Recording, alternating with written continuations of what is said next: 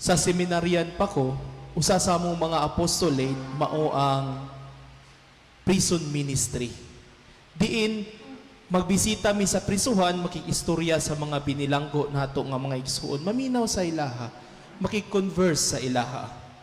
Usa sa mga eksperyensya nga din ako malingtan, usa sa mga prisuhan miingon sa amoa, ming share siya nga sa kangit-ngit sa prisuhan dinhin ako nakita ang kahayag.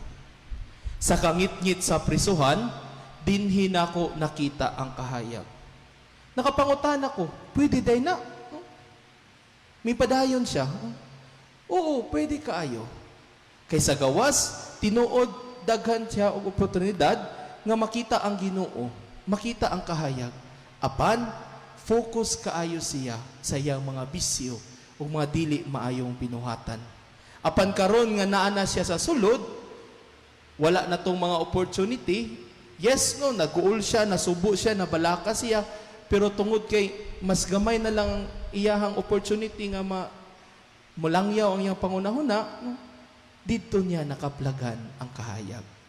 Dito niya nakita ang Ginoo.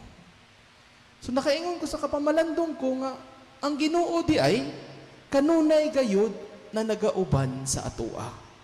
Usahay, dili lang nato mapansin tungod kay natabunan sa ato ang mga concerns, sa ato ang mga gusto nga mga mahitabo sa atong kinabuhi. Matabunan usahay sa atong mga problema, kabalaka, kahadlok, no? Kalisdanan, sa atong mga gipangbati nga mga kaguol. No? Usahay din nato mabati ang presensya sa Ginoo tungod ni ana. Apan, no?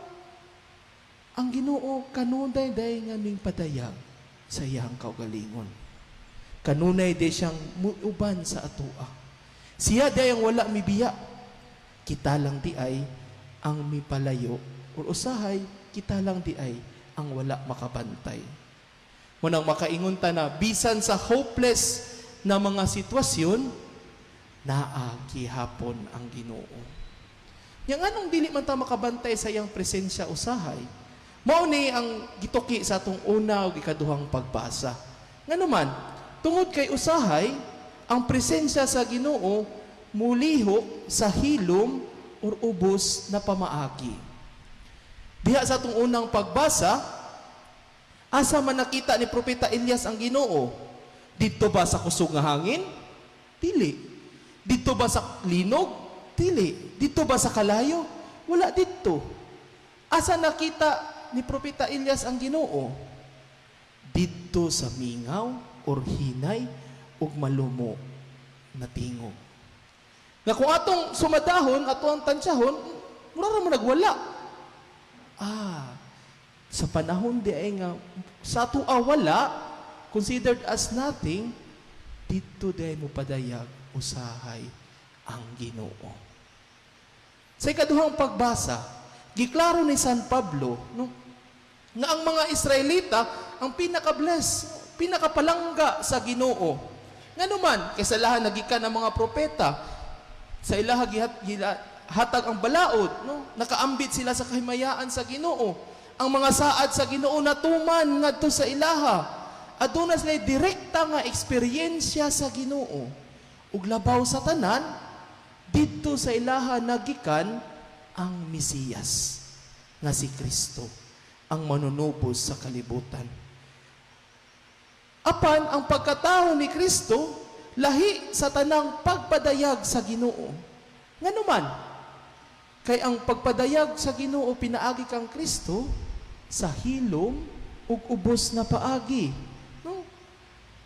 Atong timan-an nga si Jesus, no, nagikan sa simple nga pamilya, na tao sa pasungan, midako nga usa ka panday, nakig-amigo, ang mga amigo kasagaran, mga mangingisda, ang mga kauban sa ministriya, mga makasasala.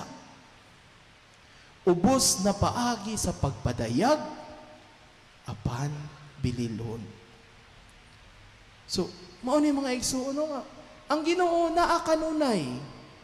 Pusa ang challenge nato, pangitaon lang siya. Kay basin, naghilom-hilom lang siya, no? In a subtle way lang siya mitabang sa atoa. usahay ang iyang presensya dili nato makita o dili nato mapansin. Tungod lagi sa atong mga ginahuna, mga problema, kahadlo, kabalaka, wa man ang di kay nato siya mapansin or makita man nato pero blur or mawala rapod, no?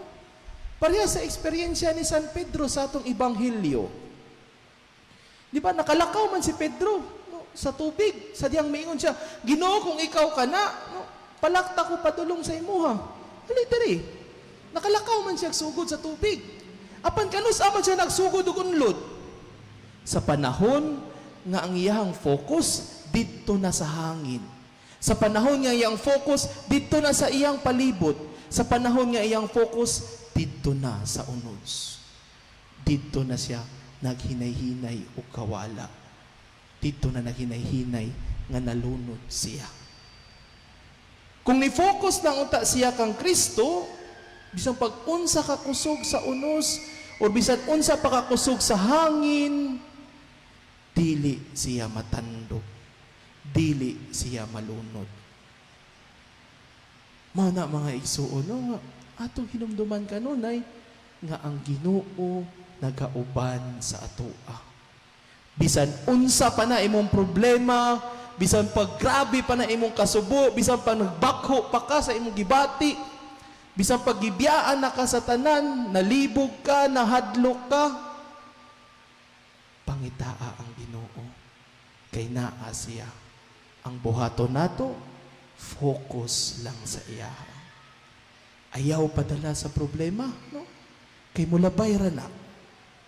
Apan ang Ginoo sa kanunay magpabilin. Ang Ginoo nagasuporta sa atoa. Pinaagi sa mga gagmayng butang. Bas hindi pinaagi sa suporta sa imong pamilya. Dira siya nagaistorya sa imuha. O sa presensya sa imong mga higala. O sa tambag sa imong mga kaigsuunan. O sa tabang ginagmay nga gitunol sa imong silingan. Ginagmay lang na usahay dili klaro, usahay murag wala lang. Apan siya dayto nagaistorya sa imuha ug nagaingon sa imuha nga wala ti ka biyai. Kiubanan ti ka bisan sa imuhang ginadala karon. Usa sa nindot nga eksperyensya sa ako ang kauban sa ministeriya, ning share siya nga, sa dihang nag-crisis siya, sa dihang nasipyat siya, sa dihang gijudge siya sa tibuok palibot, sa mga amigo niyang mga pare, no? Naduna na yung mga medyo dili maayo nga tinagdan. Usa lang ka pare ang miduol sa iyaha, ug miingon, wala nangutana kung siyang gihimo, wala nakiusyoso, kundili, no? Gigakos lang siya, o giingnan nga, naa ko sa imuha, suportaan taka. Simple gesture nga nag-ingon sa iyaha nga naa di ay ang Ginoo. Wala siya biyai bisan sa iyahang kalisod. Mga igsuon, no, unta kita pod ato aning makitaan. Unta kita pod ato aning mapuy-an. Unta makaingon ta sa atong kaugalingon nga sa kangit-ngit sa atong naagian, nakita gihapon nato ang kahayag sa Ginoo. Sa kasubo na atong nahiaguman, nalipay gihapon kita sa presensya sa Ginoo. Atong timan-an, no? Love ka sa Ginoo, dili jud ka niya biyaan. Amen.